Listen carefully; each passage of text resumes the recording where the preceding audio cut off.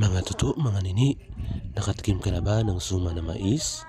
Ngayon nga pala ipapakita ko sa inyo kung paano gawin ang suma na mais. Sigurado naman talagang makakalimutan mo ang asawa mo, pati na ang nobya mo sa sobrang sarap.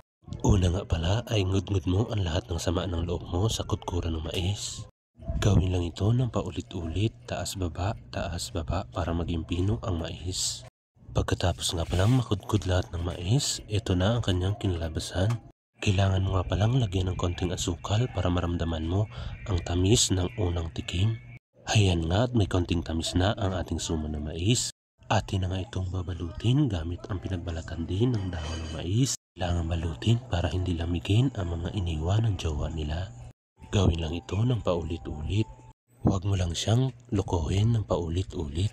Napuno mo ng kaldero, ay di, isa lang muna para makaon na naton kay namit-namit gidan ang pinais nga dan nga arupi nga pinutos kung tawagon sa iba. Patiraw ko be?